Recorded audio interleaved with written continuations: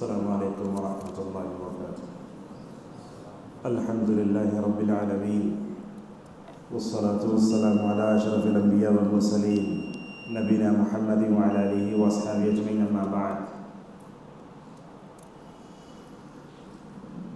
قال اللہ تعالی اعوذ باللہ من الشیطان الرجیم من ہمزہ ونفخہ ونفثہ انہم فتیۃ آمنوا بربہم وزدناہم ہدی۔ عن ابن مسعود رضی اللہ عنہ قال قال رسول اللہ صلی اللہ علیہ وسلم لا تزول قدم ابن آدم حتى يسأل عن خمس: عن عمره فيما أفناه، وعن شبابه فيما أبلاه، وعن ماله من أين اكتسبه وفيما أنفقه، إلى آخر الحديث۔ رواه الترمذي وذكره الألباني في صحيح سنن الترمذي وفي صحيح الجامع۔ سب سے پہلے اللہ کا شکر ہے کہ اللہ تعالیٰ نے ہم سب کو اپنے بندوں میں شامل فرمایا، ایمان اور عقیدہ جیسی دولت سے مالا مال فرمایا، رسول اکرم صلی اللہ علیہ وسلم کی امت میں پیدا فرمایا۔ اللہ سے ہماری دعا ہے اللہ تعالیٰ ہم سب کو توحید و سنت پر باقی رکھے اور اسی توحید و سنت پر ہمارا خاتمہ بالخیر فرمائے، آمین۔ اس کے بعد مسجد مبارک کے سارے ہی ذمہ داروں کا، خصوصاً ہمارے شاگرد حمزہ اور ان کے سارے بھائیوں کا شکر گزار ہوں کہ انہوں نے مجھے یہاں آنے اور اس دینی پروگرام میں شریک ہو کر اپنے علم سے آپ کو فائدہ پہنچانے کا جو ہے موقع نصیب فرمایا۔ اس وقت ہمارے جو شاگرد حمزہ ہیں ان کے والد کے لیے بھی دعا کرتے ہیں، اللہ تعالیٰ ان کی بال بال مغفرت فرمائے اور کروٹ کروٹ جنت نصیب فرمائے، اور ان کے سارے بیٹوں کو ان کے والد صاحب کے حق میں صدقہ جاریہ بنائے، آمین۔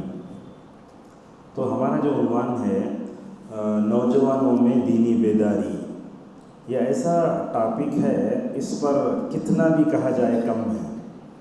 ہم آپ کے سامنے جو باتیں رکھیں گے اس سے پہلے ایک دو باتوں کی طرف اشارہ ضروری ہے۔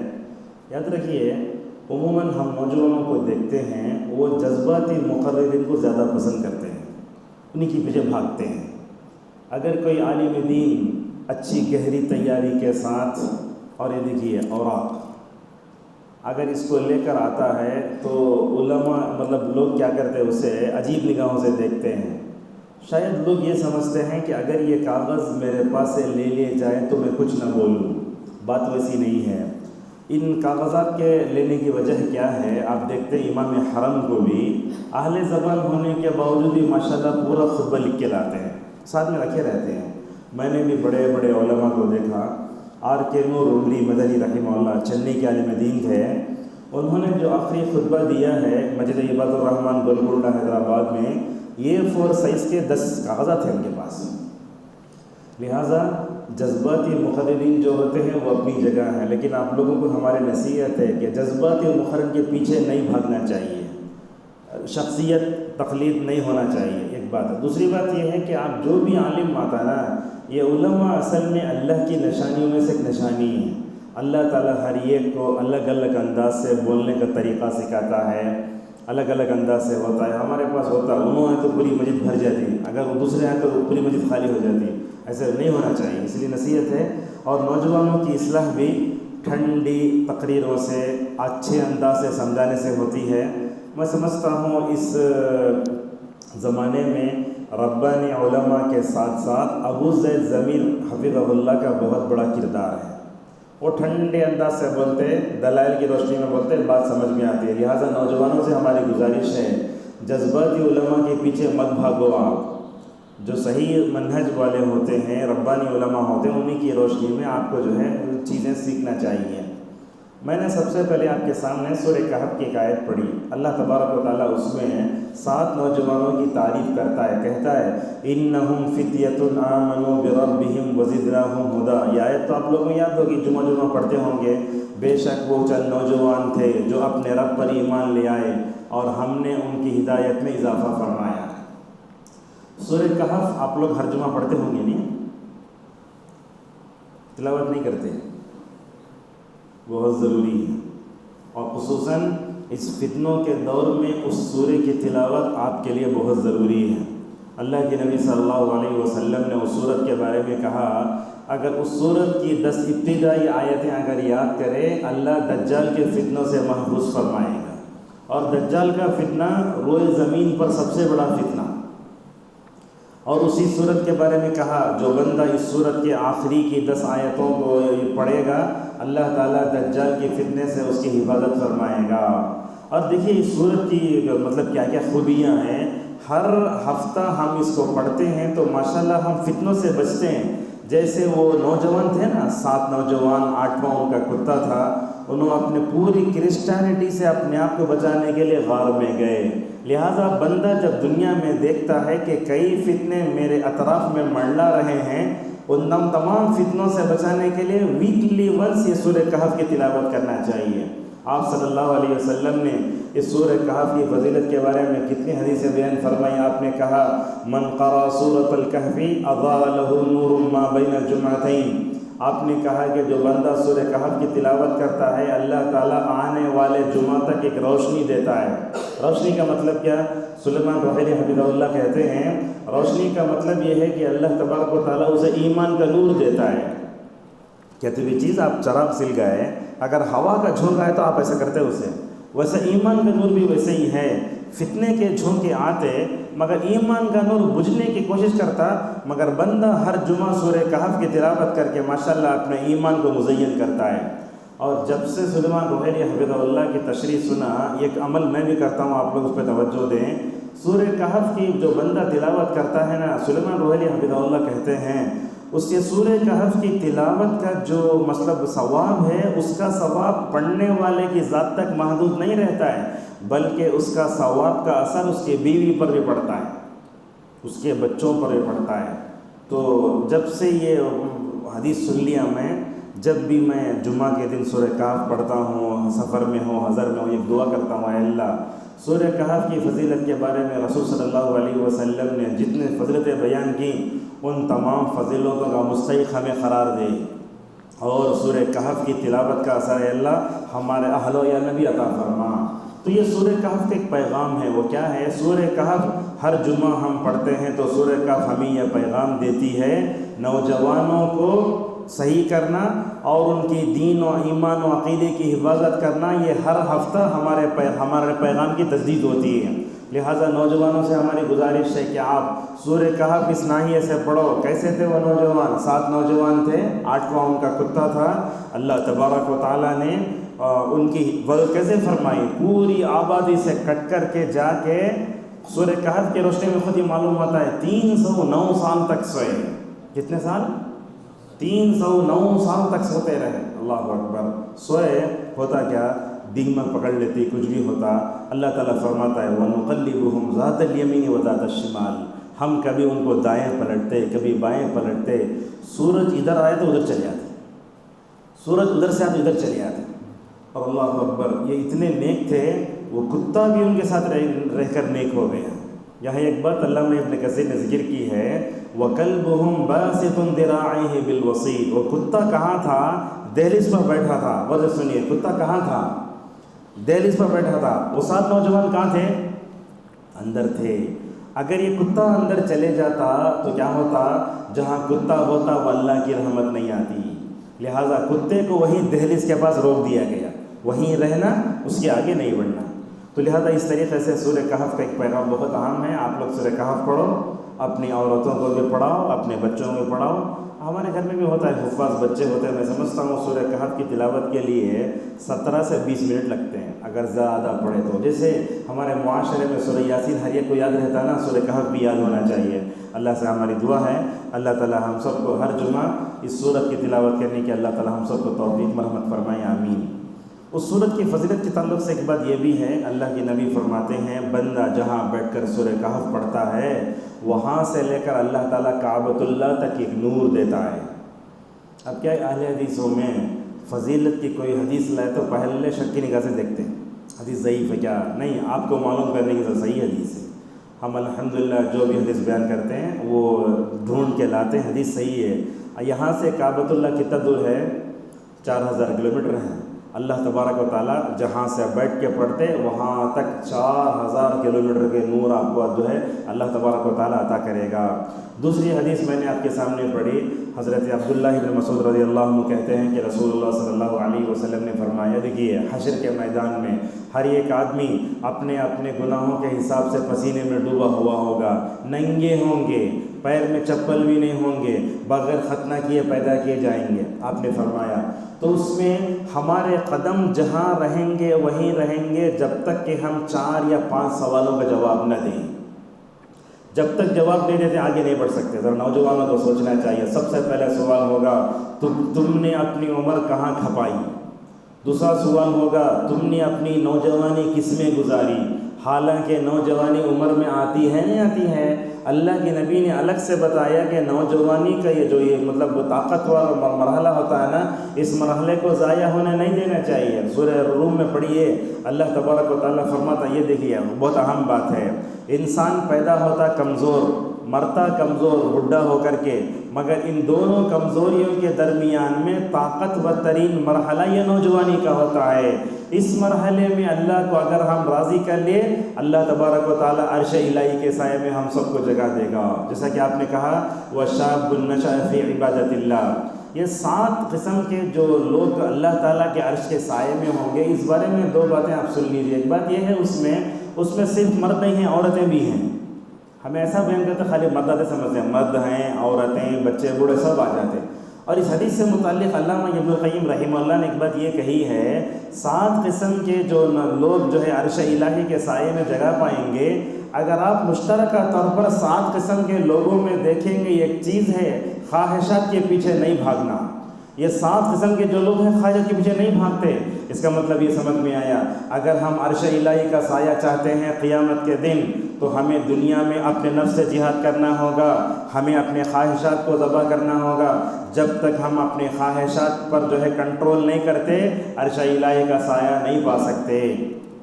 تو اس میں پہلا سوال ہوگا تم نے اپنی عمر کہاں کھپائی؟ دوسرا سوال کیا ہوگا؟ نوجوانی کہاں گزاری؟ آج ہمارے نوجوانوں کو دیکھتے ہیں، نوجوانی غلط انداز میں جا رہی ہے۔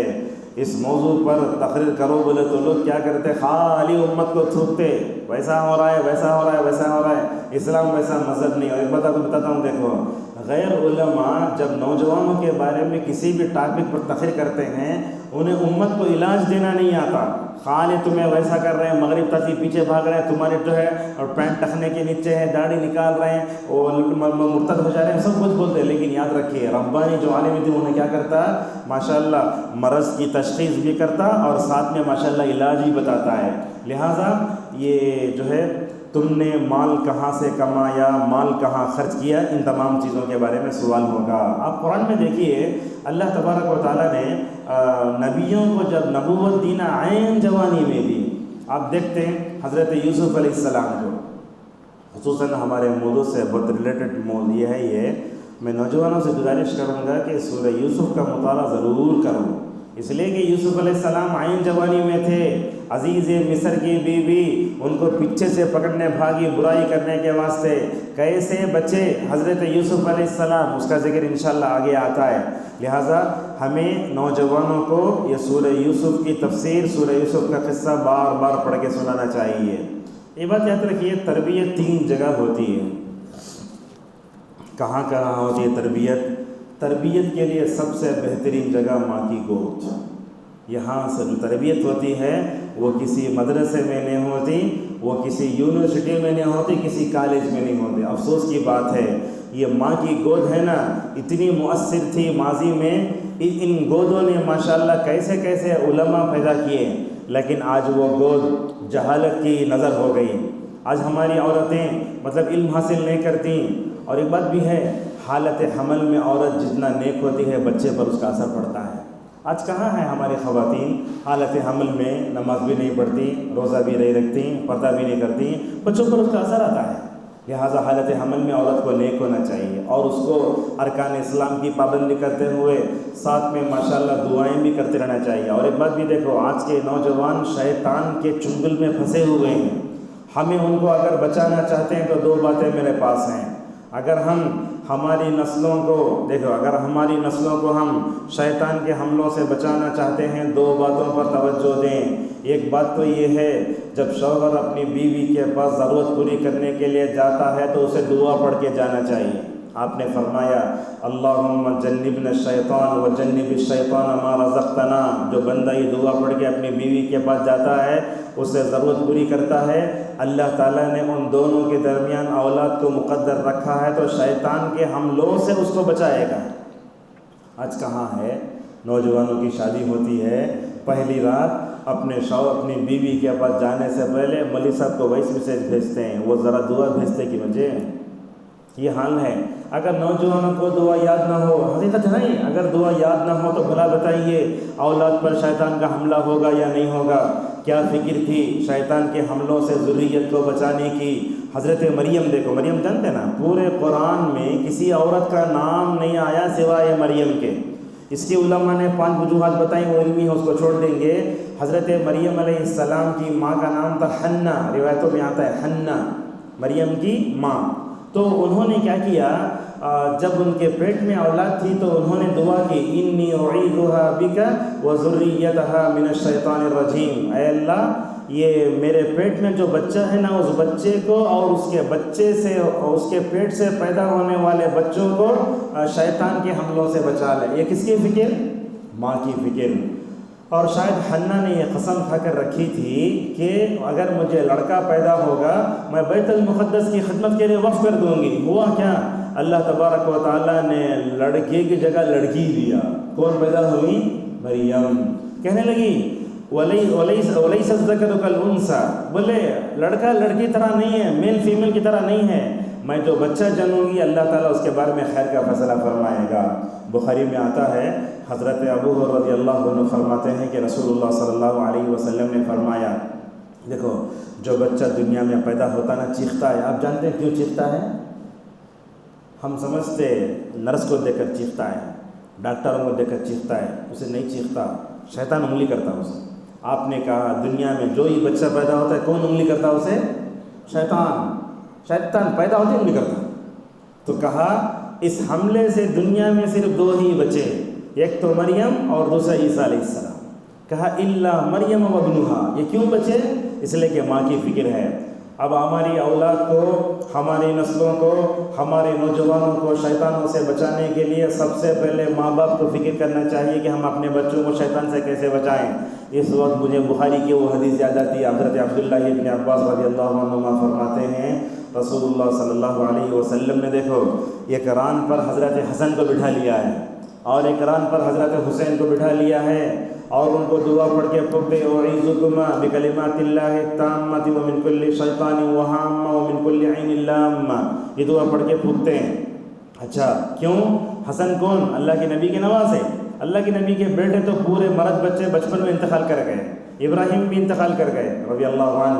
تو اللہ کے نبی اپنے بچوں کو، نواسوں کو، حسن حسین کو شیطان کے حملوں سے اے اللہ میرے نواسوں کو بچا لے، یہ دعا پڑھ کے پھونکنے کے بعد نبی کریم صلی اللہ علیہ وسلم نے کہا اے حسن حسین سن لو، جیسے میں نے تم کو شیطان سے بچانے کی دعا پڑھی ہے، تمہارے باپ حضرت ابراہیم بھی اپنے دونوں بچوں کو شیطان کے حملوں سے بچانے کے لیے ایسی ہی دعا پڑھتے تھے۔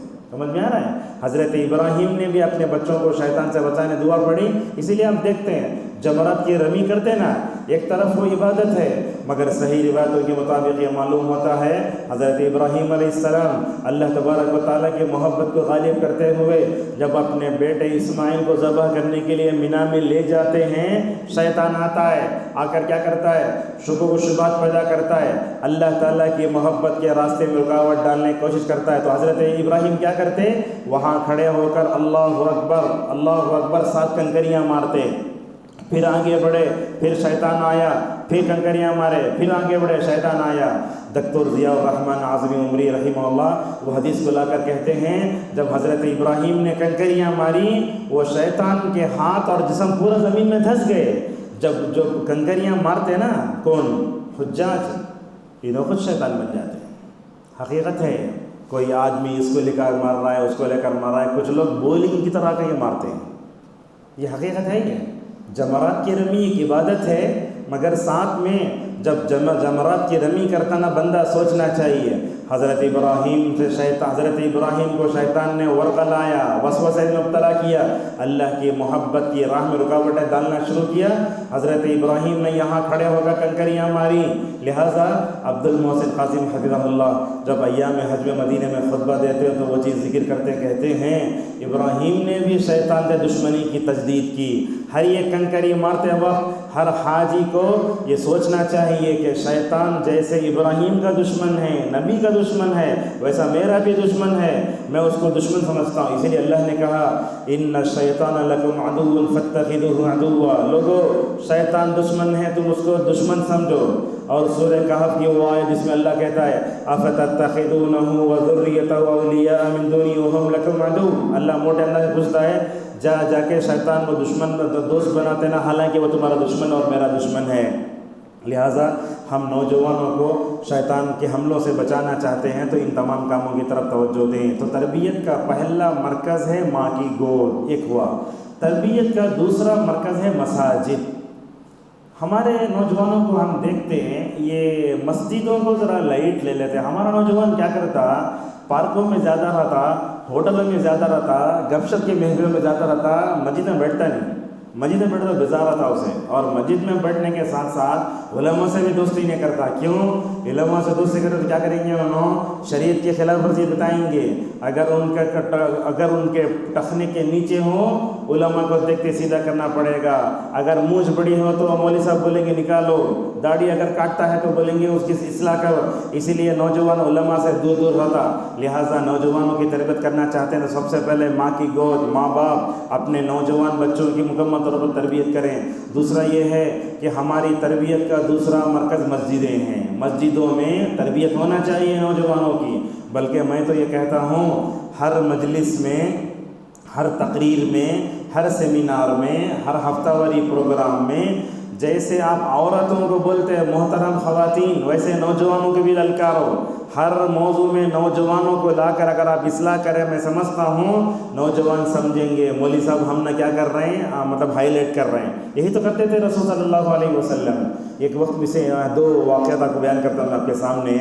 مالک ابن حویرث رضی اللہ عنہ کہتے ہیں، حدیث ہے بخاری میں، وہ کہتے ہیں ہم عمر نوجوان نبی کریم صلی اللہ علیہ وسلم کے پاس گئے۔ یہ ہم لوگ جو یہ پروگرام چلا رہے ہیں اور سمر اسلامی کے ہم چلاتے نا، اس کے لیے یہ حدیث دلیل ہے، علماء نے بتایا ہے۔ تو کہتے ہیں مالک ابن حویرث رضی اللہ عنہ ہم عمر نوجوان تھے، اللہ کے نبی کے پاس گئے تو اللہ کے نبی صلی اللہ علیہ وسلم نے ہم کو ماشاءاللہ کئی چیزیں سکھائیں۔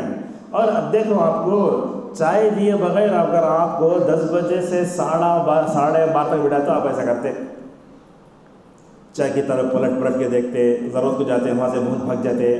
اللہ کے نبی ویسے سائیکالوجی کا بڑا لحاظ رکھتے تھے۔ نبی نے کیا کیا، تربیت کی۔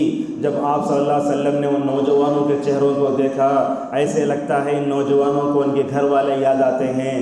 تو اللہ کے نبی صلی اللہ علیہ وسلم نے پوچھا، ایسے معلوم ہوتا ہے کہ آپ اپنے گھروں سے زیادہ دور رہ گئے، شاید 20-25 دن کا معاملہ تھا وہ۔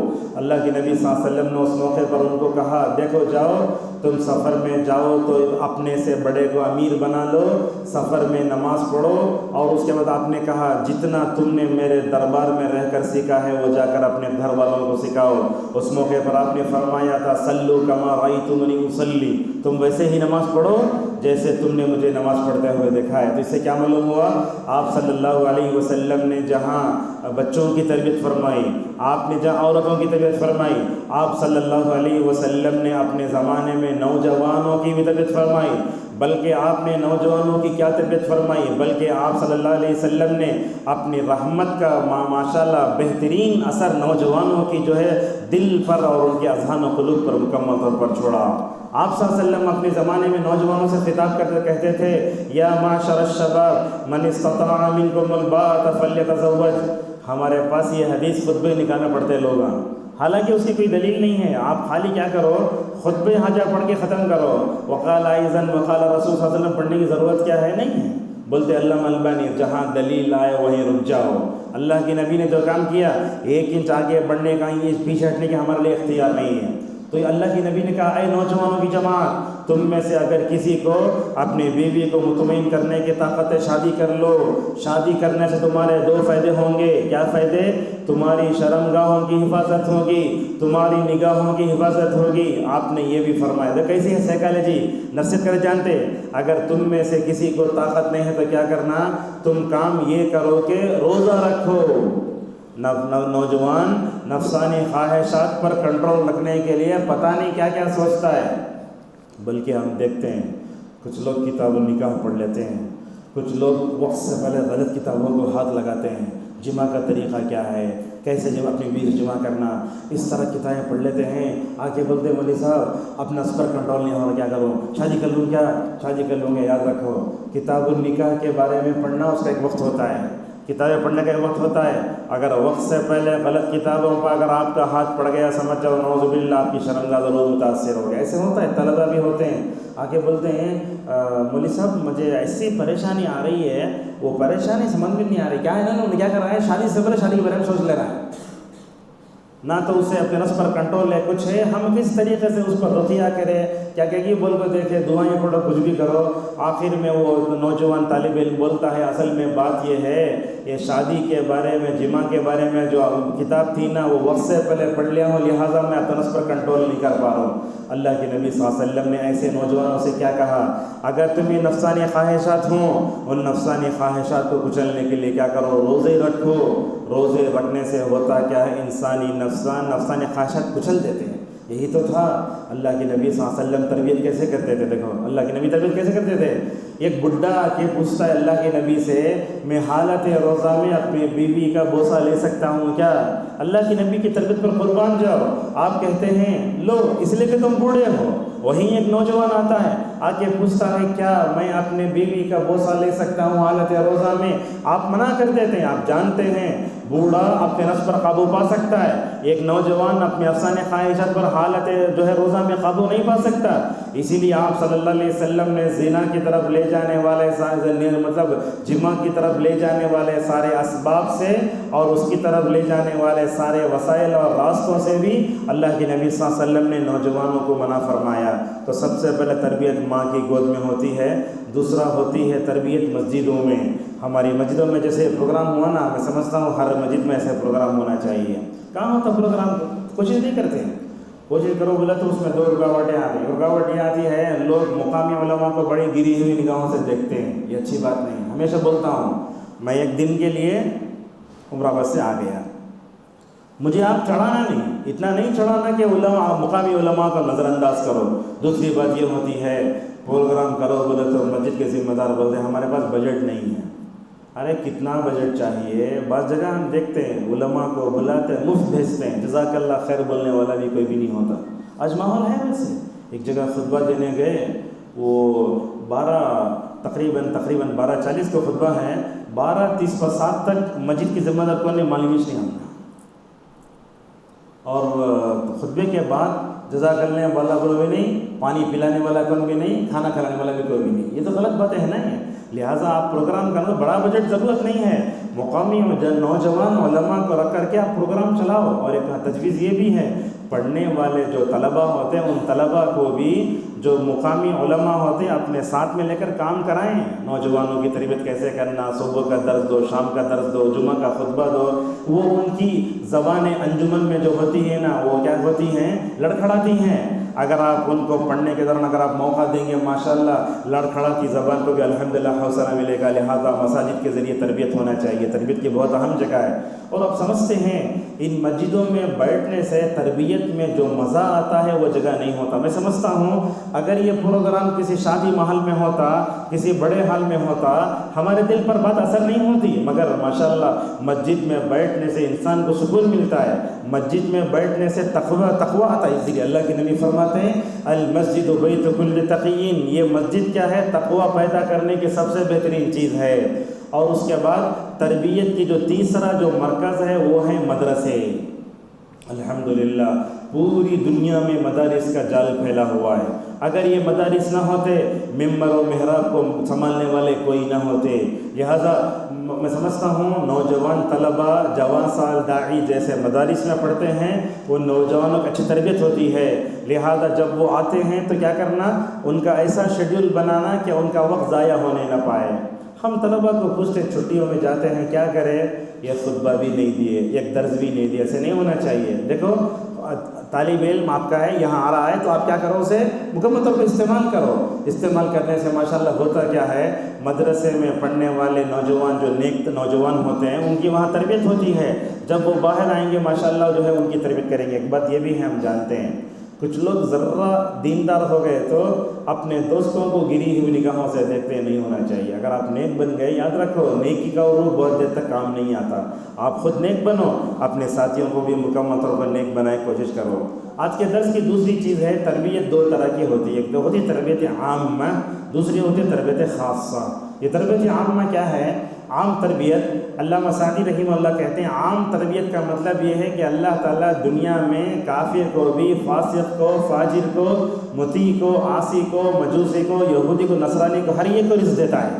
دنیا میں سب لوگ کھا رہے نہیں کھا رہے ہیں، کھا رہے ہیں. سب لوگوں کی ضرورتیں پوری. اسے بولتے تربیت عامہ. اللہ الحمدللہ رب العالمین. عالمین کا مطلب کیا ہے؟ اللہ تعالیٰ اگر کوئی کافر بھی جو ہے وہ بیمار ہو کر ہسپتال گیا، اللہ تعالیٰ کیا کرتا ہے، تربیت عامہ کی وجہ سے اسے شفا دیتا ہے. یہ تربیت عامہ ہوتی ہے. علامہ سعدی رحمہ اللہ کہتے ہیں تربیت خاصہ کا مطلب یہ ہوتا ہے کہ اللہ تعالیٰ اپنے مقرب بندوں کی تربیت فرماتا ہے. کیسے؟ جیسے اللہ تبارک و تعالیٰ نے آدم سے لے کر محمد صلی اللہ علیہ وسلم تک نبیوں کی تربیت فرمائی. کیسے تربیت فرمائی؟ آپ دیکھو ماشاءاللہ اللہ تبارک و تعالیٰ نے تمام نبیوں کو الحمدللہ شرک سے پاک رکھا، کفر سے پاک رکھا، بڑے گناہوں سے پاک رکھا. ابن تیمیہ رحمہ اللہ کہتے ہیں الانبیاء معصومون من الکبائر دون الصغائر. اہل سنہ والجماعہ کا عقیدہ یہ ہے انبیاء سے بڑا گناہ نہیں ہوتا. پوری تاریخ میں دیکھو آپ کوئی نبی بڑا گناہ نہیں کیا نہیں کیا، شرک بھی نہیں، کفر بھی نہیں. یہ خاص تربیت. اور دیکھو اللہ تعالیٰ تربیت کیسے کرتا ہے. موسیٰ علیہ السلام گئے فرعون کے دربار میں جا کر بھی ماشاءاللہ خاص تربیت ہو رہی ہے. حضرت ابراہیم علیہ السلام کو دیکھو پورے مشرکہ کفریہ ماحول میں رہ کر بھی ماشاءاللہ ان کی توحید میں رتی برابر بھی خلل نہیں آیا. بلکہ میں سمجھتا ہوں حضرت ابراہیم کا اور نبی کریم صلی اللہ علیہ وسلم کا جو پخت عقید توحید تھا نا، وہ دوسرے نبیوں کو بھی حاصل نہیں ہو سکا. یہ بات آپ سن لیں. دنیا میں اللہ کے دو خلیل ہیں. خلیل کس سے مطلب ہوتا ہے؟ خلیل مطلب جگری دوست. یہ محبت کا سب سے اونچا درجہ ہے جس کو اللہ کے نبی پہنچے، ابراہیم پہنچے. ان لوگوں کے دلوں میں اللہ کے علاوہ کسی اور کی محبت نہیں. اس لیے دیکھو اللہ کی محبت تھی، اب اپنے بیٹے کی محبت کو قربان کرتے ہوئے ان کو ذبح کرنے کے لیے تیار ہو گئے. اللہ کے نبی صلی اللہ علیہ وسلم بھی ویسے ہی تھے. دوسری بات ہے تربیت بھی اور دو طریقے سے ہوتی ہے. ایک ہوتی ہے جسمانی تربیت، جیسے ہم صبح میں ناشتہ کرتے، دوپہر میں کھاتے، رات میں کھاتے. یہ کیا ہے؟ جسمانی تربیت. جسمانی تربیت تو ایک کافر کی بھی ہو جاتی ہے، مگر جو روحانی تربیت ہوتی ہے وہ مومن ہی کی ہوتی ہے. اب مثال کے طور پر آپ صبح میں ناشتہ نہیں کرے تو کیا کرتے ہیں؟ جا کر دل خوش کھاتے، یا تو پپس کھاتے، چائے پیتے، کتنی چیزیں کرتے رہے تو ناشتہ چھوڑ کے آتے ہو. جسمانی تربیت. مگر ہمیں صبح اٹھتے ہیں مگر کہاں ہماری روحانی تربیت ہوتی ہے. اس میں سے کتنے ایسے نوجوان ہوں گے جو صبح کی دعائیں پڑھے ہوں گے؟ ذرا ہاتھ اٹھائیے. صبح کی دعاؤں کا جن لوگوں نے اہتمام کیا، دیکھو کم ہے. ایسا روحانی تربیت نہیں ہو رہی نا. روحانی تربیت یہ ہماری، جیسے ہماری جسم بیمار ہوتا ہے روح بھی بیمار ہوتی ہے. اس بیماری کو دور کرنے کے لیے سب سے بہترین اللہ کی توحید، اس کے بعد نبی کی اتباع اور آپ کی جو ہے سنت پر چلنا، اور ساتھ میں ذکر الہی بھی ہے. تو یہ جسمانی تربیت تو بہت ہوتی ہے مگر ہماری روحانی تربیت نہیں ہوتی. ہمارے پاس دیکھو ایسے ہوتا ہے شادی میں جانا ہو، نئے کپڑے پہن لے کے اچھے انداز سے آئینے کے سامنے جا کے 10 مرتبہ کھڑے ہو جاتے ہیں. کیا بولے تو برابر ہے کیا، برابر ہے کیا، ایسا بولتے. یہ کیا ہے؟ جسمانی تربیت. روحانیت پہ توجہ کہاں ہے؟ ہم صبح شام ہو جاتے. ذرا تصور کیجئے صبح شام میں اللہ کے نبی صلی اللہ علیہ وسلم کتنے اذکار پڑھتے. کیا ہم ان اذکار کی پابندی کرتے؟ सोते वक्त अल्लाह के नबी वज़ू करते थे, कहाँ हैं? हमें तो रिमोट ले लेके सो जाते हैं, खाना खाए प्लेट ढक ले जानवर की जगह पड़ गए। ये हमारा ज़िंदगियों का हाल है। इसीलिए हम देखते हैं, देखो बोलते उलमा, रूहानी तौर पर जो है तरबियत का होना, ये रूहानी ताकत का होना माशाल्लाह बहुत बड़ी चीज़ है।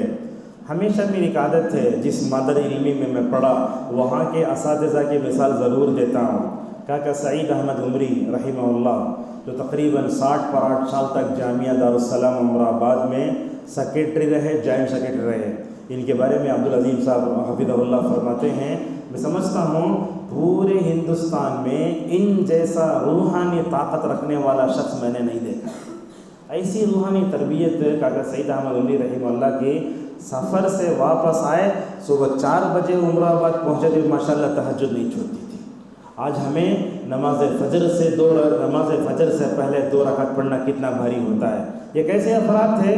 लिहाजा मोमिन जिस्मानी तौर पर कमज़ोर हो सकता है, मगर उसे रूहानी तौर पर कभी कमज़ोर नहीं होना चाहिए। एक मिसाल देता हूँ, देखो हमारे नौजवान हट्टे कट्टे, तोले तो 100 किलो हैं, WWF जिम देखो ताकत कितनी, वो सब करते हैं, मगर हमारा नौजवान रूहानी तौर पर कमज़ोर। उसकी दलील क्या है? देखो दलील, हज़रत अब्दुल्लाह इब्न मसूद रज़ियल्लाहु अन्हु एक सहाबी, इतने दुबले पतले, मदीने में हवा आई तो ऐसा होते थे। अब बोलते हैं ना दुबला उड़ जा रहा है, वैसे थे उन्होंने। अल्लाह के नबी सल्लल्लाहु अलैहि वसल्लम की खिदमत करते, आपके सामने वज़ू का पानी, आपके सामने जूते, आपके सामने मिसवक ला के रखते थे। एक दिन क्या करे, इतने दुबले पतले बारीक पिंडलियाँ वाले, उन्होंने क्या करे, वो मिसवक तोड़ने के लिए चढ़े, दरख्त पे चढ़े। दरख्त पे जैसे चढ़े हवा आई, झाड़ हल्या, साथ में इब्ने मसूद भी हले, सहाबा हंसदले। अल्लाहु अकबर। वो हज़रत अब्दुल्लाह मसूद रज़ियल्लाहु अन्हु का दिल बड़ा ख़राब हुआ, क्या इन्होंने मेरी बारीक पिंडलियों को देख के हंसते ना। सहाबा इकराम फ़ौरन जाके रसूल सल्लल्लाहु अलैहि वसल्लम शिकायत करे, या रसूल अल्लाह मेरी बारीक पिंडलियों को देख कर क्या करते हैं, मेरे साथी मजाक उड़ाते हैं। अल्लाह के नबी देखो, एक बंदा जिस्मानी तौर पर कमज़ोर हुआ तो हुआ, मगर रूहानी तौर पर अगर ताकत हुआ तो अल्लाह के नबी कैसा डिफेंस करते हैं। देखो आपने कसम खा के कहा, कसम है उस ज़ात की जिसके हाथ में मोहम्मद सल्लल्लाहु अलैहि वसल्लम की जान है, क्या तुम इब्ने मसूद की बारीक पिंडलियों पर ताज्जुब करते हो? अल्लाह के नबी कसम खा रहे हैं, कह रहे हैं क्या तुम इब्ने मसूद की बारीक पिंडलियों पर ताज्जुब करते हो? याद रखो, अगर इब्ने मसूद के दोनों पैर, ये असल में इस्तिशाद है हमारे इसमें, अगर इब्ने मसूद के दोनों पैरों को अगर क़यामत के दिन मीज़ान में तोला जाए तो मैं समझता हूँ उहद पहाड़ से ज़्यादा वज़नी होगा इब्ने मसूद के दोनों पैर। रबी हाजी मदखली हफ़िज़हुल्लाह इस हदीस को तज़किरा करने के बाद फरमाते हैं, इब्ने मसूद के दोनों पैरों को तोला गया तो ये हाल, पूरा इब्ने मसूद अगर जो है तराजू में उठाया जाए तो क्या हाल होगा। लिहाजा इस तरीके से नौजवानों से हमारी गुजारिश है कि आप अपने जिस्मानी तरबियत से बढ़कर अपनी रूहानी तरबियत पे तवज्जो दें। कटिंग कर लेना, अच्छे कपड़े पहन लेना, खाली जो है इधर उधर घूमना, ये अच्छी बात नहीं है। देखो ज़ाहिर पर तवज्जो देना ये मोमिन की अलामत नहीं। इस्लाम ये भी चाहता है ज़ाहिर पर भी तवज्जो दो, जुम्मा में एक मरतबा, ईद के मौके पर एक मरतबा तवज्जो दो। हमारे नौजवान तो इतवार आते ही पूरी अपनी सलाहियतें तवानाइयाँ अपने ज़ाहिर पर ही करते हैं, कटिंग कर लिए, कर ले, वो कर ले, वैसे बल बनाओ, ये करो वो करो, मगर याद रखो जिस्मानी तौर पर तवज्जो देना, ज़ाहिर पर तवज्जो देना ये निफाक की अलामत है। आदमी अपने बातिन से नाउज़ुबिल्लाह क्या हो जाए, गाफिल हो जाए। इसलिए सूरह मुनाफ़िक़ून में मुनाफ़िक़ तारीफ़ मुनाफ़िक़ीन की मज़म्मत करते हुए अल्लाह ने कहा, वइज़ा रअयतहुम तुअजिबुका अजसामुहुम वइन यक़ूलू तस्मअ लिक़ौलिहिम कअन्नहुम खुशबुन मुसन्नदा। कहा जब तुम उनको देखोगे ये डावाडोल रखने वाले बड़े बड़े जिस्म खड़े हुए लकड़ियों की तरह हैं, मगर उनके बातिन को झांक कर देखो, उनके दिल में कभी कुफ्र है, उनके दिल में कभी शक है, उनके दिल में कभी रैब है, कभी नाउज़ुबिल्लाह पता नहीं क्या क्या नफ़सानी ख्वाहिशात होती। लिहाजा आज के दर्स की सबसे अहम बात, नौजवानों को अपनी जिस्मानी तरबियत से बढ़कर रूहानी तरबियत तक तवज्जो देना ज़रूरी है। मुझे इस वक्त साले हुसैनी हफ़िज़हुल्लाह की एक बात याद आती है। रमज़ान के दौरान वो वीडियो सुनाता हुआ आपके सामने शेयर करता हूँ। रमज़ान में आप देखते बुढ़े लोगों तराई पढ़ने को रहते, नौजवान पूरे हलीम खाने को रहते बाज़ार में। ये क्यों? माशाल्लाह देखो उलमा कैसी नज़र होती, देखो बोलते हैं। देखो जो बुढ़ा है ना मस्जिद में, उन्हें जिस्मानी तौर पर कमज़ोर है, रूहानी तौर पर ताकतवर है, इसीलिए मस्जिद में है। हमारा नौजवान जिस्मानी एतबार से अच्छा है, रूहानी तौर पर कमज़ोर है, इसीलिए रूहानी मरकज़ से दूर है। لہٰذا ہمیں اپنے جسمانی اس سے بڑھ کر اپنے روحانی تربیت توجہ دینا چاہیے۔ اور ایک بات بھی دیکھو، نوجوانوں کی اصلاح کے بارے میں آپ بتاتے ہیں، نوجوانوں کی زندگی میں دین آنا، نوجوانوں کی زندگی میں ایک انقلاب آنا، اس کے لیے 1 گھنٹہ تقریر کر کے میں شام میں چلے جاؤں ہوتا نہیں ہے۔ وہ علماء بولتے تربیت 2 طرح کی ہوتی ہے، ایک ہوتے انفرادی تربیت، جو عوام، جو علماء ہیں، جو مسجد کے امام ہیں، جو طلباء ہیں، انہوں کیا کرنا، وہ انفرادی طور پر جو بھٹکے ہوئے نوجوان ہیں ان کو بلا کر نصیحت کرنا، اے چلو چائے پینے جائیں گے، آؤ چائے پینے جانا، چائے پیتے پیتے ایک حدیث سناؤ، واپس آتے آتے حدیث سناؤ، بولنا نماز فجر کے بعد چاش کی نماز پڑھے کیا، وہ دعا تمہیں یاد ہے کیا۔ دیکھو آج دین سیکھنا بہت آسان ہے، سوشل میڈیا کے ذریعے کتنا ہم دین سیکھ سکتے ہیں۔ اس کا مطلب ہی نہیں علماء سے بھی نیاز ہو جاؤ۔ ایک نوجوان آ کے پوچھتا ہے، شیخ مجھے دعا یاد نہیں، کیا کروں میں، اتنی لمبی زندگی گزر گئی آج تک مجھے کھانے پینے کی دعا بھی یاد نہیں ہے۔ تو ہم نے سوشل میڈیا سے فائدہ اٹھاتے ہوئے دین سیکھنے کو ان کے لیے آسان ایک نسخہ بتایا۔ تجھے کیا کرنا، ہمارے فون میں گانے ہوتے ہیں، ہمارے فون میں ٹک ٹاک ہوتے ہیں، ہمارے فون میں کامیڈی ہے، مگر کیا اس سوشل میڈیا کو ہم خیر کے لیے استعمال نہیں کر سکتے؟ ہمارے فون میں کیا تلاوت قرآن کی آڈیو ہے؟ ہمارے فون میں قرآن ہے؟ نہیں ہے۔ اور ہمارے فون میں سوشل میڈیا میں کتنا آسان ہو جائے، پلے اسٹور میں جاؤ، حصن المسلم ٹائپ کرو، دنیا کی کس زبان میں آپ کو دعا کی کتاب چاہیے ملتی ہے، تیلگو میں، کنڑا میں، سب میں۔ وہ حصن المسلم لکھنے والے کی کیا نیت تھی نہیں معلوم۔ میں سمجھتا ہوں دنیا میں دعا کی سب سے زیادہ جو کتاب چھپی وہی کتاب حصن المسلم، پتہ نہیں کیا نیت تھی۔ جیسے حدیث کی کتاب میں ریاض الصالحین جیسے مطلب بہت وائرل ہوئی، حصن المسلم کتاب ماشاءاللہ بہت وائرل ہوئی، ایسی کتاب ہے، یہ بہت بہترین کتاب، میں سمجھتا ہوں ہر گھر میں ہونا چاہیے، ہر ایک کو ہونا چاہیے۔ بلکہ مسجد کے ذمہ داروں سے ہماری گزارش ہے، اس کتاب کا کمپٹیشن رکھو، پوری کتاب یاد کراؤ، آدھی کتاب یاد کراؤ، اس میں کیا ہے، اس ایپ میں کیا ہے، اس کتاب کو بنایا ہے آس پیڈیا، ان کا بھی ہے، ارشد بشیر مدنی حفظہ اللہ کا بھی، انہوں نے اس کتاب کی تخریج بھی کرے، اس کتاب کو تیلگو میں انگلش میں ترجمہ بھی کرے۔ آپ کو کیا چاہیے، آپ بولیں گے کلک کرے تو دعا آتی ہے، مجھے پڑھنے نہیں آتا نا، ماشاءاللہ کتنا آسان بنایا اسلام۔ دیکھو سوشل میڈیا کتنی بڑی نعمت ہے، دعا کا ٹیکسٹ اوپر، نیچے آڈیو ہے، جیسے آڈیو کلک کرتے اوپر دعا ایسے پڑھنے کو آتی ہے۔ تو کیا ہم فون لگاتے، ہیڈ فون لگاتے، اس میں اکثر لوگ گانے سنتے ہیں، اس میں اکثر لوگ نعوذ باللہ غلط چیزیں، فلم سب، میوزک سب سنتے رہتے ہیں۔ کیا ہم حصن مسلم کا وہ ایپ ڈاؤن لوڈ کر لے کے دعا اگر ڈالے، مطلب اگر کہیں سگنل میں کھڑے ہوں یا کہیں جاتے دعا نہیں سیکھ سکتے؟ سگنل کی ایک بات یاد آتی ہے، تو عرب میں ہم نے دیکھا سگنل میں کھڑے ہو کر بھی ماشاءاللہ ہمارا وقت ضائع نہیں ہونا چاہیے۔ وہاں سگنل پہ لکھا دقائق الانتظار املاها بالاستغفار، کتنی اچھی بات ہے۔ دیکھو انتظار گھڑیوں میں استغفار پڑھو۔ اب بڑے بڑے شہروں میں کیا ہوتا، 1.5-2 منٹ کا سگنل رہتا، ہمیں خالص دیکھا تھا سگنل کب کھلتا، کب چل جائیں گے، کب جم کریں گے، نہیں، اس وقت میں بھی آپ ماشاءاللہ کتنے مرتبہ درود پڑھ سکتے۔ اسی لیے عرب میں ہم دیکھے قدم قدم پر لکھ رہا تھا سبحان اللہ، اذکر اللہ، اللہ اکبر، لا الہ الا اللہ۔ اس طریقے سے میں سمجھتا ہوں انفرادی تربیت بھی ہونا، اجتماعی تربیت بھی ہونا۔ ہم سال بھر میں ایک پروگرام ایسا کر ڈالے یا خطبے میں کچھ بول ڈالے، ہفتہ وار استوا میں نوجوانوں کو تھوک ڈالے تو نہیں ہوتا، تنہائیوں میں پکڑ کر انفرادی تربیت ہمیں کرنا چاہیے۔ انشاءاللہ آگے ہم جو ہے مکمل طور اس کی وضاحت اور کریں گے۔ اور ایک بات یاد رکھو، تربیت اسٹیپ بائی اسٹیپ ہوتی ہے۔ اب میں تقریر کروں، اثر میں پورے نیک ہونا نہیں ہوتا، یہ تربیت کیا وقت لیتی ہے۔ اسی لیے کہا ارشاد استاد وطول زمانی، ایک رہنما بھی چاہیے، لمبی مدت بھی چاہیے۔ سورہ فاتحہ کو یاد کرنے ہو سکتا ہے 7 گھنٹے لگیں، 1 ہفتہ لگیں، وہ تو ہونا چاہیے، لہٰذا آہستہ آہستہ لے کر چلنا چاہیے۔ نوجوانوں کی تربیت کی بات آتی ہے، اس تربیت کے بعد میں سب سے بنیادی چیز یہ ہے کہ ہم اپنے نوجوانوں کی ایمانی تربیت کریں۔ ہمیں ان کو نماز سکھاتے، روزہ سکھاتے، ہمیں ان کو پتہ نہیں کیا کیا سکھاتے۔ ان تمام چیزوں میں سب سے پہلی چیز کیا، ان کے ایمان اور عقیدے کی تربیت کرنا چاہیے۔ جیسا کہ حضرت جندب رضی اللہ عنہ کہتے ہیں، ہم اللہ کے نبی صلی اللہ علیہ وسلم کے پاس گئے تو ہوا کیا، اللہ کے نبی کے پاس گئے تو اللہ کے نبی صلی اللہ علیہ وسلم نے، دیکھو ہم کو سب سے پہلے ایمان سکھایا، مکے کے 13 سالہ دور میں دیکھو اللہ کی نبی صلی اللہ علیہ وسلم پر نماز، روزہ، زکوٰۃ اور حج کی جو آیتیں ہیں مدینے میں اتری ہیں۔ مکے میں تو 2 چیزوں پر فوکس کیا گیا۔ اس ملک ہندوستان میں رہتے ہوئے ہمیں 2 چیزوں پر فوکس کرنا چاہیے، وہ کیا ہے؟ سب سے پہلی بات یہ ہے کہ ہم توحید پر جم جائیں، یہ بہت بڑی ہے۔ جیسا کہ ترمذی میں روایت آتی ہے حضرت سفیان ابن عبداللہ رضی اللہ عنہ کی، انہوں نے کہا یا رسول اللہ آپ مجھے ایسی نصیحت کیجئے اس نصیحت کے بعد دنیا میں کسی کے سامنے میں نصیحت کا مطالبہ نہ کر سکوں۔ اللہ کے نبی نے ان کے سامنے 2 جملے ارشاد فرمائے، کہا قل آمنت باللہ ثم استقم، ایمان لاؤ اور اس پر جم جاؤ۔ یہی بات دیکھو قرآن کی 80 پر 6 سورتوں میں بتاتا اللہ تعالیٰ کیا فرماتا ہے؟ اپنے توحید پر جم جاؤ۔ سورہ ہود کو پڑھ کر دیکھو، اللہ تعالیٰ نے نوح کا، ہود کا، صالح کا، شعیب کا، لوط کا، موسیٰ کا تذکرہ کر کے آخری میں کہا فاستقم کما امرت، اے اللہ کے نبی صلی اللہ علیہ وسلم توحید پر جم جاؤ، جسے نوح جمے ہوئے تھے، ہود جمے، صالح جمے، شعیب جمے، موسیٰ علیہ السلام جمے تھے۔ اور کہا اس کے بعد ایمانی تربیت کے بعد اللہ کے نبی ہمیں قرآن یاد کراتے۔ ہوتا کیا؟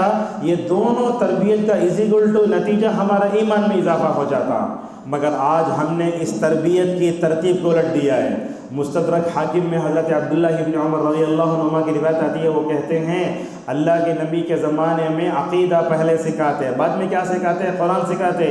اس کا نتیجہ یہ ہوتا کہ ہمارے ایمان میں اضافہ ہوتا تھا۔ یہ دیکھو صحابہ خود اپنے زمانے میں دیکھتے ہیں، تم لوگ سب سے پہلے قرآن سکھاتے ہو، بعد میں عقیدہ سکھاتے ہو، لہٰذا نتیجہ 0 ہے۔ لہٰذا تربیت صحیح رہنما اصول پہ ہونا چاہیے۔ آج کل ہم دیکھتے ہیں تربیت کرو بولے تو ہمارا نوجوان غیر علماء سے بڑا متاثر ہے۔ یہ چونکہ ویڈیو ریکارڈنگ ہو رہی ہے اسی لیے میں نام لے کر فتنہ کرنا نہیں چاہتا، اشارے سے بولتا ہوں، غیر علماء کے پیچھے ہمارا نوجوان بہت پڑا ہے۔ ہمارا نوجوان پہلے کیا دیکھتا معلوم؟ باڈی لینگویج دیکھو نا، اگر باڈی لینگویج اگر دیکھیں گے نا تو یہ بدعتی حق پرست ہو جائیں گے۔ باڈی لینگویج کچھ دیکھنے کی ضرورت ہوتی ہے کیا؟ ہمیں دیکھنا چاہیے کتاب و سنت سے وہ کتنی طرح جو ہے وہ مطلب مدلل ہے، بات وہ نہ دیکھنا چاہیے۔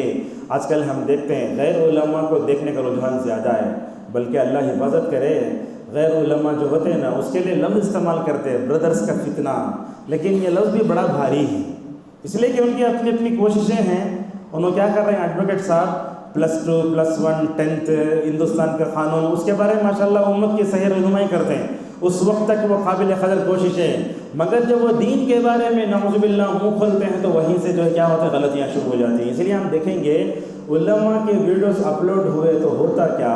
سال بھر میں 84 ویوز آتے ہیں، جب غیر علماء کی جو ہے اپلوڈ ہوتا ہے 1 گھنٹے میں 1000 جو ہے ویوز آتے ہیں۔ میں بتاتا ہوں آپ کو، صالح فوزان ایک ویڈیو ہم نے دیکھی، 1 سال پہلے وہ اپلوڈ ہوئی ہے، اقتداء الصراط المستقیم کی تشریح، 84 ویوز ہیں۔ اس کے علاوہ اخوانی مکتب فکر سے تعلق رکھنے والے علماء جن کو شریعت کا مزاج معلوم نہیں، تربیت کا طریقہ نہیں معلوم نہیں، ان کا خطبہ دیکھیں تو 11,000 لوگ دیکھیں۔ لہٰذا یاد رکھو غیر علماء کے پاس جاؤ گے نا کیسے ہوگا معلوم؟ اس کی مثال ایسی ہے، جو ڈاکٹر کے پاس آفس سیکرٹری رہتا ہے نا، انجیکشن لکھنے والا، دوائیں دینے والا، اگر انہیں جو ہے ڈاکٹر بن جائے تو ہوگا کیا؟ نیم حکیم خطرے جان کا معاملہ ہوگا۔ لہذا اس طریقے سے غیر علماء سے متاثر ہونے کی چیز چھوڑ دو، ربانی علماء سے۔ اگر آپ کو بیماری آتی کیا کرتے ہیں؟ MBBS کے پاس جاتے، MD کے پاس، سرجن انہیں بڑا ڈاکٹر، اس کی کنسلٹیشن فیس 1000 روپے رہتے، ویسا دیکھتے۔ دین کے معاملے میں غیر علماء کی تربیت سے امت کو نفع سے بڑھ کر نقصان زیادہ ہوا ہے۔ لہٰذا ہم سمجھتے ہیں غیر علماء سے متاثر نہیں ہونا چاہیے، ان کی تربیت ہوتی ہے مگر غلط تربیت ہوتی ہے، لہٰذا وہ کیا کرتے ہیں؟ زیادہ تھوکتے مگر علاج نہیں بتاتے۔ اسی طریقے سے ہمارے نوجوانوں کی تربیت میں 2 چیزوں پر فوکس کرنا بہت ضروری ہے۔ ہم الحمدللہ سلفی منہج سے، سلفی دعوت سے جڑے ہوئے ہیں، ہماری تربیت میں بھی وہی روش اپنا ہونا چاہیے جس کو سلف اپناتے تھے۔ دوپہر میں انشاءاللہ وہ ذکر آئے گا۔ سب سے پہلے کیا ہے؟ سلفی دعوت میں 2 چیزوں پر فوکس کیا جاتا ہے، ایک ہے توحید، دوسرے اتباع سنت۔ ہمارے نوجوانوں کی تربیت میں یہی ہونا چاہیے۔ آج ہمارے نوجوانوں کا عقیدہ وہ نہیں رہا جو ہمارے کتنے نوجوانوں کا تھا۔ عبدالحسیب صاحب کی ایک ویڈیو ہے، اس میں وہ کہتے ہیں جب بھی بات آتی سمجھ جائیے، جب بھی کسی کی بات سنتا ہوں، نقل کرتا ہوں، ان کی طرف نسبت دیتا ہوں۔ اس کی وجہ کیا ہے؟ وجہ یہ ہے اس میں ان کی علمی خدمات کا اعتراف بھی ہوتا ہے اور ان کے لیے صدقہ جاریہ بھی بنتی ہے۔ اس میں وہ کہتے ہیں آج ہمارے جو ہے سلفی دعوت سے تعلق رکھنے والے نوجوانوں کو عقیدہ معلوم، اتباع سنت معلوم، مگر اس کا علم حاصل نہیں کرتے۔ ہمارے پاس کیا ہے، اگر میں آپ سے پوچھوں، شاید طلبہ علماء کو چھوڑ کر کے کوئی بھی اہل حدیث یہ نہیں بتا سکتا کہ لا الہ الا اللہ کی بھی 7 شرطیں ہوتی ہیں، نہیں جانتے۔ اس لیے اللہ نے کہا فَعْلَمْ أَنَّهُ لَا إِلَهَ إِلَّا اللَّهُ، سورہ محمد کی آیت ہے، اے اللہ کے نبی آپ عقیدہ توحید کا علم حاصل کرو۔ ہمارے پاس مسئلہ کیا تھا، دیکھیے ہمارے پاس بولتے سب سے افضل علم کون سا، قرآن، اس کے بعد کون سا، حدیث، اس کے بعد فقہ، اس کے بعد نحو صرف۔ نہیں، یاد رکھو اللہ تعالیٰ کی کتاب سے جو علم حاصل ہوتا ہے وہ قرآن کا علم ہے نا، قرآن سے بڑھ کر ہے عقیدے کا علم۔ بولتے عبداللہ شمسان حفظہ اللہ، ہم کو توحید اسماء و صفات پڑھائے مدینے میں دوسرا سال، اس میں لکھائے تھے، وہ بولے دنیا میں سب سے افضل علم عقیدے کا علم ہے۔ یہ علم ایسا ہے دنیا کے سارے علوم مل کر بھی جو ہے الحمدللہ اس علم کا مقابلہ نہیں کر سکتے۔ ہمارے پاس کیا ہے، عقیدہ وہی ہے جو ہمارے باپ دادا کا تھا۔ ہمارے باپ دادا اہل حدیث تھے، ہمارے باپ دادا مسجد کے سیکرٹری اور جمعیت کے امیر تھے، بیٹا اسی کے راستوں پر چلتا ہے۔ عقیدہ کا علم حاصل کرو، لا الہ الا اللہ کے بارے میں سوچو، لا الہ الا اللہ کیا ہے۔ تو مسجد کے ذمہ داروں سے ہماری گزارش ہے ہفتے میں 1 مرتبہ عقیدے کی کلاس رکھو۔ بچوں کو عقیدہ توحید پڑھانا تو بہت آسان۔ محمد جمیل زینو ایک عالم دین تھے رحمہ اللہ، مکے کے دارالحدیث کے، انہوں نے کتاب لکھی اپنا عقیدہ سیکھیے، جانتے ہو کتاب، وہ کتاب بچوں کو پڑھاؤ مکتب میں، وہ کیا کرو وہ کتاب جو ہے دلائل کے ساتھ یاد کراؤ۔ اب توحید کی 3 قسمیں پوچھو، ہمارے لوگ بتا نہیں سکتے، بتا سکتے؟ قرآن سے دلیل کے ساتھ دینا۔ اچھا، توحید کی 3 قسمیں ماشاءاللہ سورہ بقرہ میں اور سورہ فاتحہ میں خود ہیں۔ صالح فوزان حفظہ اللہ، ان کے بارے میں کہا گیا امام اہل سنت والجماعہ ہیں۔ یہ دیکھو توحید کی 3 قسموں کو سورہ فاتحہ میں کیسے سمجھاتے ہیں۔ اگر آج کا نوجوان سورہ فاتحہ میں توحید کی 3 قسموں کو جان لیا نا، 17 مرتبہ الحمدللہ اس تقسیم کی تجدید ہوگی۔ کہاں ہے الحمدللہ رب العالمین، یہ توحید ربوبیت ہے۔ کیا مطلب؟ کائنات میں اللہ تعالیٰ جو بھی افعال کرتا ہے ان افعال میں اللہ کو اکیلا جاننا، یہ توحید ربوبیت ہے۔ توحید الوہیت، اللہ تعالیٰ کو عبادت میں ایک ماننا، ایاک نعبد و ایاک نستعین۔ علامہ ابن تیمیہ رحمہ اللہ کہتے ہیں میں نے قرآن میں جتنی دعائیں تھی تمام دعاؤں پر میں نے غور کیا، مگر مجھے سب سے زیادہ نفع بخش اگر کوئی دعا نظر آئی تو وہ یہی ہے، ایاک نعبد و ایاک نستعین، اے اللہ میں تیری ہی عبادت کرتا ہوں اور تجھی سے مدد چاہتا ہوں۔ اس آیت کی تفسیر میں کئی سال پہلے میں نے ایک جملہ کہا تھا، وہ یہاں بھی بول دیتا ہوں۔ یہ ہمارے پاس دیکھو اس روئے زمین پر مساجد کے علاوہ درگاہیں بھی ہیں، خانقاہیں، آستانے، قبرستانہ بہت ہیں، پختہ بن کے ان کی پوجا ہو رہی ہے۔ اگر بندہ نماز میں کھڑے ہو کر ایاک نعبد و ایاک نستعین کے حقیقی معنی پر غور کرے، میں سمجھتا ہوں وہ پڑھنے والے کا سر اللہ کے علاوہ کسی درگاہ پر نہیں جھکے گا۔ میں تیری عبادت کرتا ہوں اور تجھی سے مدد چاہتا ہوں، یہ ہے توحید الوہیت۔ توحید اسماء و صفات کا ہے الرحمن الرحیم۔ دیکھو یہ 6 آیتوں میں ماشاءاللہ توحید کی 3 قسموں کو ماشاءاللہ کیسے مکمل طور پر فرمایا۔ ہم سورہ فاتحہ پڑھیں، ہم سورہ فاتحہ پڑھتے ہوئے ان معنی پر مکمل طور پر غور کریں تو توحید پرفیکٹ ہونا چاہیے۔ ہمارے نوجوانوں کا ایمان صحابہ جیسے ہونا چاہیے۔ اس ملک میں ہم دیکھتے ہیں ہمارے نوجوانوں کو توحید کے باب میں بڑے آزمائشوں کا سامنا ہے۔ کبھی کسی ٹرین میں، کبھی ادھر ادھر کیا کرتے ہیں، غیر مسلم برادران وطن مسلمان کو پکڑ لے کے جے شری رام بول دو کہتے، موب لیچنگ کرتے، تمہیں وہ بولو یہ بولو کہتے۔ یہ ہمارے نوجوانوں کو جے شری رام بولو بولتے نا، یہ پرانی سنت ہے، یہ نئی سنت نہیں ہے۔ یہ کہاں دلیل دیکھو، حضرت عمار یا یاسر رضی اللہ عنہ کو کفار مکہ پکڑ کے لے گئے، جا کر بولے تم کفر بولو۔ حالانکہ آل یاسر کا جو عقیدہ تھا نا ماشاءاللہ بڑا بہترین تھا، اس میں سمیہ کا عقیدہ کیسے، حضرت یاسر کا کیسے، عمار کا ایمان کیسے، اللہ اکبر۔ اللہ کے نبی کو دیکھ کر بولتے اے یاسر کے خاندان والو صبر کرو، توحید پر جم کر رہو، انشاءاللہ تمہارا ٹھکانہ جنت ہے۔ تو اس موقع پر کیا کرے، عمار کو پکڑ کے لے گئے، بولے کفر بولو، انہوں بول ڈالا۔ بول ڈالنے کے بعد پریشانی شروع ہوگی، ایمان لانے کے بعد میں زبان سے کفر کا اقرار کر رہا ہوں، فوراً رسول اکرم صلی اللہ علیہ وسلم کے پاس بھاگ کر آئے، کہا یا رسول اللہ بات یہ ہے اصل میں مجھے کفار پکڑ کر لے گئے، جا کر مجھے کفر بولو بولے، میں زبان سے بول دیا، میرا کیا ہوگا، دل میں ایمان ہے، زبان سے میں نے کفر کا اقرار کروایا زبردستی۔ تو اللہ کے نبی صلی اللہ علیہ وسلم نے اس موقع پر فرمایا کیف تجد قلبک، تم نے اپنے دل کو کیسے پایا، یعنی مطلب کیا، تمہارے دل میں تو ایمان تھا مگر تم نے مجبوری کی حالت میں اپنے زبان سے کفر کا کلمہ جو ہے کہا ہے۔ تو حضرت عمار رضی اللہ عنہ نے کہا اس وقت موقع پر یا رسول اللہ میرے دل میں تو ایمان تھا، میں نے مجبوری کی حالت میں جو ہے اپنے دل سے جو ہے اپنے زبان سے کفر کا اقرار کیا تھا۔ تو اللہ کے نبی نے اس موقع پر فرمایا یاد رکھو اگر تمہیں دوبارہ پکڑ کے لے کر گئے تو ایسی ہی ایکٹنگ کرو جس میں ایکٹنگ کرتے ہو، لہٰذا اللہ نے آیت اتاری الا من اکرہ وقلبہ مطمئن بالایمان۔ یہی عمار کا ایمان دے کیسا ہے، عمار کا ایمان کیسے ہے، ماشاءاللہ کیسے تھا۔ رسول اکرم صلی اللہ علیہ وسلم نے ان سے ایک موقع پر کہا تھا اے عمار میں تم کو دیکھتا ہوں تو مجھے سر کے تالوں سے پیر کے تلوے تک ایمان نظر آتا ہے۔ کیا ایمان تھا۔ علامہ مناوی رحمہ اللہ اس حدیث تشریح میں کہتے ہیں اللہ کے نبی صلی اللہ علیہ وسلم نے جو کہا اوپر سے نیچے تک ایمان، اس کا مطلب یہ ہوا عمار کی ہڈیوں میں ایمان، عمار کے گوشت میں ایمان، عمار کے خون میں ایمان، ویسے ہمارا ایمان ہونا چاہیے۔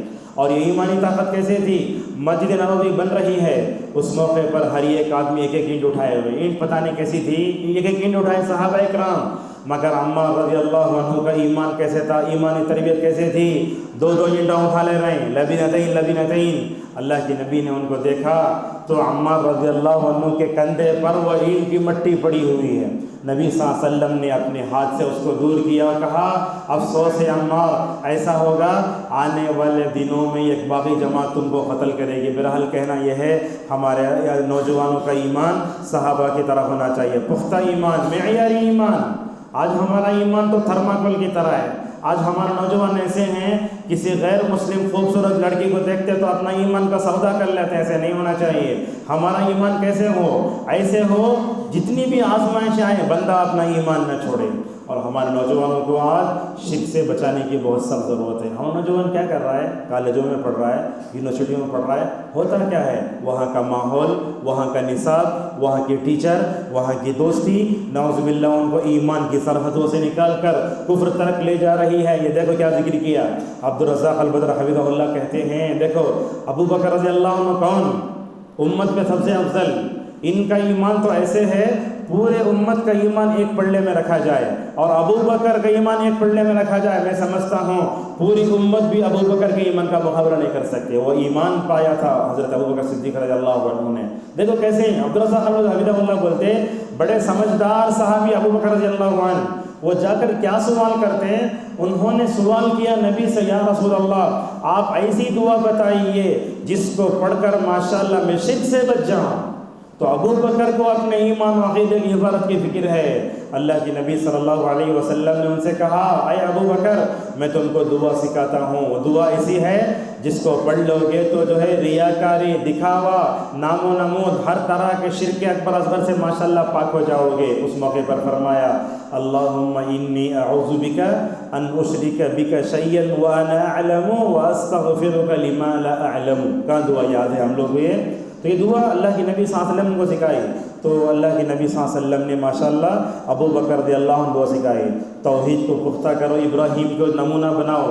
کیسا کیا حضرت ابراہیم علیہ السلام نے اپنے بچوں کا عقیدہ دعا کرنے لگے، صبح کے 10 میں وہ ذکر آیا اے اللہ تو میرے بچوں کو عقیدہ کیا کر بتوں کی عبادت سے بچا لے۔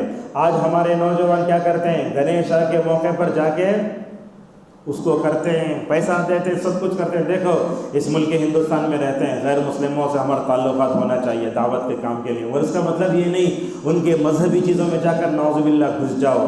اور اسی طریقے سے ہمیں اپنے نوجوانوں میں شرکت بہت دیکھتے ہیں، ہمارے نوجوانوں میں شرک کفر کیسے آتا ہے آپ کو بتاتا ہوں۔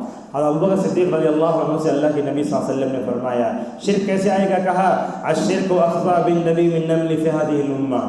کبھی آپ لوگ چیونٹی کے رینگنے کی آواز سنتے ہیں؟ اللہ کے نبی نے کہا یہ چیونٹی کے رینگنے سے بھی آہستہ آواز میں شرک میری امت میں آئے گا، ایسے ایسے چور دار دروازوں سے آئے گا تم جان بھی نہیں سکتے۔ کیسے کیسے آئے گا؟ آج ہمارا نوجوان کم علمی کی وجہ سے نعوذ باللہ کفر و شرک کا شکار ہو رہا ہے. آج ہمارا نوجوان بری دوستی کی وجہ سے شکار ہو رہا ہے. گرل فرینڈ بائی فرینڈ کے اصطلاحوں نے ہمارے نوجوانوں کے ذوق کو نعوذ باللہ خراب کر کے رکھ دیا ہے.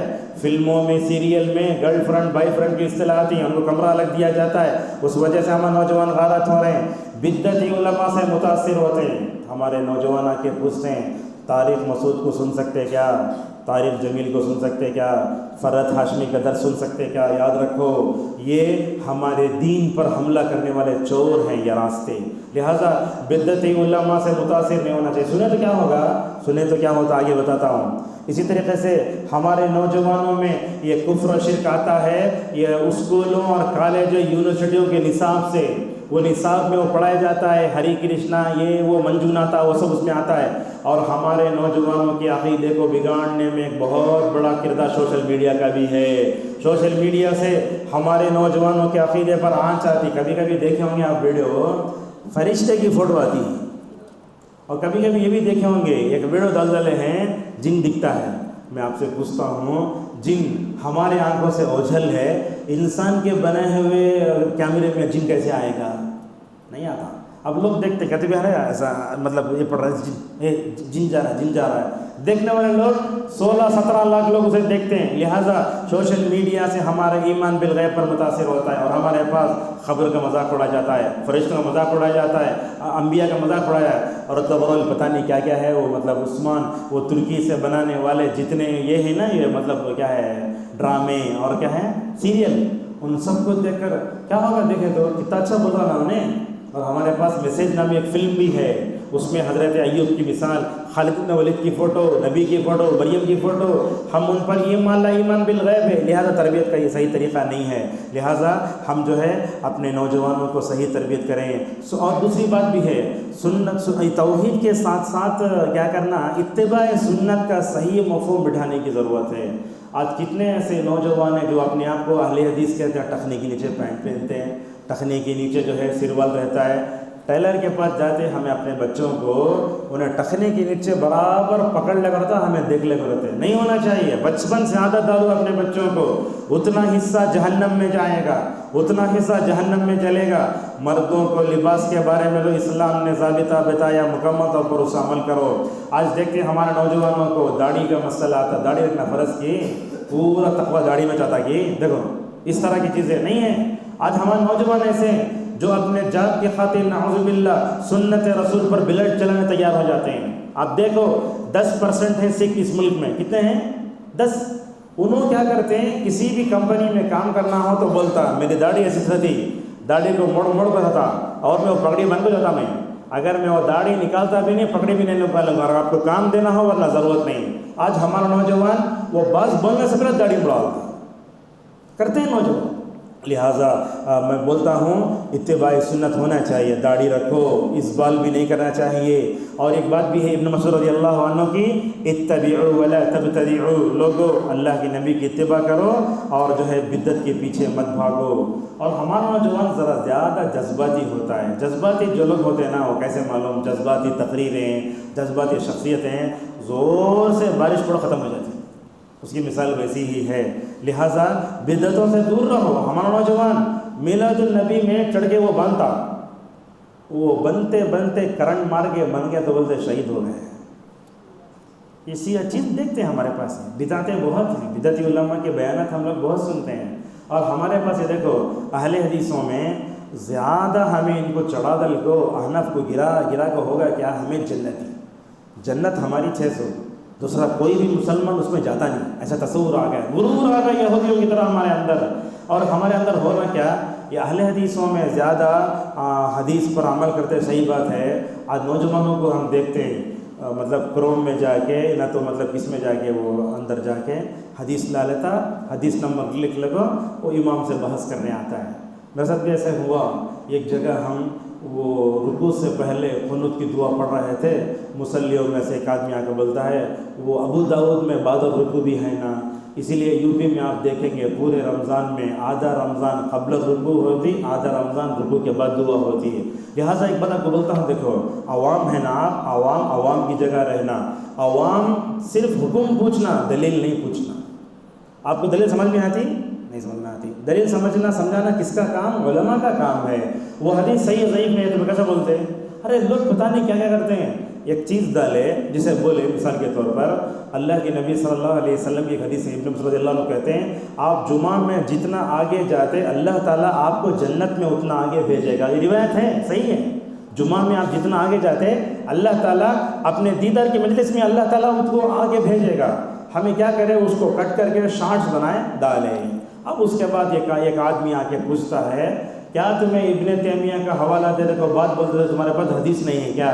ارے سلفیت ابن تیمیہ کے بغیر ناقص ہے. ان لوگوں نے شادی کیے بغیر ماشاءاللہ اپنی پوری زندگی سلفیت کی تربیت و اشاعت میں لگائی. ہمارے پاس یہ بھی ہے، خطبہ میں کھڑے ہو کر لوگ جو ہے سلفی علماء کا، صحیح علماء کا نام لے تو مطلع صاحب بولتے ہیں مولوی صاحب ہمارے پاس علماء کا نام سب خالی کتاب و سنت بتاؤ. ارے کتاب و سنت ہمارے اسلاف جیسے سمجھے نا، ان کا نام لے کر بڑا تب نہ سمجھ میں آئے گی بات. لہٰذا وہ آدمی جو ہے واٹس ایپ پر ہمارے سے بحث کرنے لگا.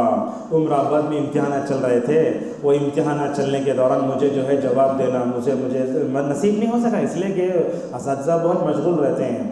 انہوں پوچھ رہے دلیل دیتے نہیں دیتے، اتنا ترسانوں کو ہم نہ نہیں دیتے تو خاموش ہو بول دو تم نا. اچھا ٹھیک ہے. اس کے بعد میں نے دلیل بھیجی. اب کیا ہے کام، ایک آدمی ہماری بات سن کر حق پر آ رہا، دلیل بھیجی. وہ دلیل بھیجی تو انہوں پوچھتے ہیں مجھے تمہیں مکمل عالم کی نے کوشش بھی شیخ کے سامنے بیٹھ کر تمہیں عالم بن کے سنی. 5 دن کے بعد پھر جواب آتا یہ حدیث صحیح ہے کہ ضعیف ہے کہ حدیث صحیح ہے بولے تو پھر پوچھتا دلیل کہاں ہے، حدیث نمبر بولو. لہٰذا یاد رکھو عوام جو ہے نا ان کو کیا صرف حکم معلوم کرنا ہے، دلیل سمجھانا یہ علماء کا کام ہے. اگر علماء آپ کو قرآن کی آیت صحیح حدیث کے ذریعے آپ کو سمجھاتے ہیں تو سمجھ جاؤ، اگر ہمیں سمجھ میں نہیں آیا تو چھوڑ ڈالو. لہٰذا نوجوانوں میں علماء سے الجھنے کی چیز ہے. استغفر اللہ، ہمارے کتنے ایسے نوجوان ہیں جو انڈیا میں کہتے ہیں وسیع اللہ عباس کے علاوہ کوئی بھی عالم دین نہیں دنیا میں، ایسے ہیں. یمن سے کون کے بیٹھ کر درد دیتا کہتے زوم میں ان کا درد جا کے سنتے ہیں، نعوذ باللہ. لہٰذا بدعتوں سے بھی اپنے آپ کو بچا کر رکھو. یہ ایک بات ہے، آخر پہ اپنی بات کو ختم کر لیتے ہیں، انشاءاللہ اس کو آگے ظہر کے بعد کر لیتے ہیں. یہ بدعتی جو ہوتے ہیں نا ان سے ہمارے نوجوان بڑے متاثر ہوتے ہیں. کبھی جا کے وہ محرم کا ماتم دیکھتے ہیں، کبھی جا کے فاتحہ میں شریک ہوتے ہیں. اور ہمارے نوجوان نعوذ باللہ سنت پر عمل کرو بولے تو فتنہ انکار حدیث میں بھی نعوذ باللہ مبتلا ہو رہے ہیں. ہر جگہ یہ ہے. دیکھو اہل حدیثوں میں سے جتنے منکرین حدیث پیدا ہوئے اور کہیں پیدا نہیں ہوئے، عبداللہ چکڑالوی اور اس کے ساتھ ساتھ کیا ہے اور ایک نام ہے اسلم جہراج پوری، یہ سب کون ہیں؟ اہل حدیث تھے. بعد میں کیا ہو گئے؟ منکر حدیث ہو گئے. انہی میں نام آتا ہے سر سید احمد خان رحمہ اللہ کا جو علی گڑھ کے بانی تھے. پہلے علی حدیث تھے، اتنی لمبی داڑھی تھی. بعد میں انہوں نے معجزات کا انکار کیا اور نبی کریم صلی اللہ علیہ وسلم کی حدیثوں کا انکار کیا. بدعت بڑی خطرناک ہوتی ہے، بدعت کا اثر بڑا خطرناک ہوتا ہے. تو کیسے ہوتا ہے؟ 2 مثالوں سے اپنی بات کو ختم کر لیتے ہیں. ہمارا نوجوان بدعت سے دور رہیں، سنت پر ڈٹے رہیں، بدعت سے جہاں تک ہو سکے اپنے آپ کو بچا کر رکھیں. سن لے تو کیا ہوتا، میں سن لے تو غلط ہے، کیا ہے سمجھ لے تو نہیں ہوتا. ایوب سختیانی رحمہ اللہ کے بارے میں آتا ہے جب وہ اپنے بچوں کے ساتھ نکلتے نہ باہر اور بولتے بیٹو یہ انگلیوں کو اپنے کان میں رکھ لو تاکہ کسی بھی بدعتی کے بعد تمہارے کان میں پڑنے نہ پائیں. ہمارے اسلاف اپنے بچوں کی اصلاح کرتے تھے. ہمارے پاس یہ بھی ہے، قرآن پڑھنے پڑھانے حفظ کرانے کے تعلق سے اہل حدیث میں توجہ کم ہے، یہ بات ہے. ہمارے بچے کیا کرتے ہیں؟ دوسرے مکتب فکر کے پاس جا کے قرآن حفظ کر کے آتے ہیں، اس کے بعد انکار حدیث اور اس کے بعد مداحنہ تساہل آ جاتا ہے. نہیں ہونا چاہیے. دوسری بات ہے، عبداللہ بن مبارک رحمہ اللہ کے پاس ایک آدمی آیا، بدعتی آ کر بولا میں تم کو قرآن کی ایک آیت پڑھ کے سنانا چاہتا ہوں. کتنی آیت؟ ایک آیت. عبداللہ بن مبارک نے کہا میں تم سے قرآن کی آیت بھی سننا نہیں چاہتا. انہوں بولتا میں پڑھ کر سنانا چاہتا ہوں. بولتے ہرگز نہیں، میں سننا نہیں چاہتا. کیوں؟ جواب کیا دیتے ہیں دیکھو، یہ سونے کے پانی سے لکھنے کے لائق ہے. کہنے لگے اے بدعتی، جس آیت کو تم پڑھو گے وہ آیت جب میرے ذہن میں آئے گی، اگر شبہوں و شبہات کا دروازہ کھل جائے تو میں کیا کروں؟ تو اس طریقے سے ہمیں نوجوانوں کی تربیت کرنے کے لیے ان تمام باتوں کا لحاظ رکھنا چاہیے. انشاءاللہ شاید نماز ظہر کے بعد دوسری ہماری قصہ آئے گی، انشاءاللہ کچھ باتیں اس میں آئیں گی. اللہ تبارک و تعالیٰ سے ہماری دعا ہے جو کچھ خیر کہا گیا ہے اللہ تعالیٰ ہم سب کو اس پر عمل کرنے توفیق عطا فرمائے. اللہ تعالیٰ اس پروگرام کے منتظم جزائے خیر دے. اللہ سے ہماری یہ بھی دعا ہے یہ پروگرام نندیال کے نوجوانوں کی اصلاح کا ذریعہ بن جائے. آمین. السلام علیکم ورحمۃ اللہ وبرکاتہ.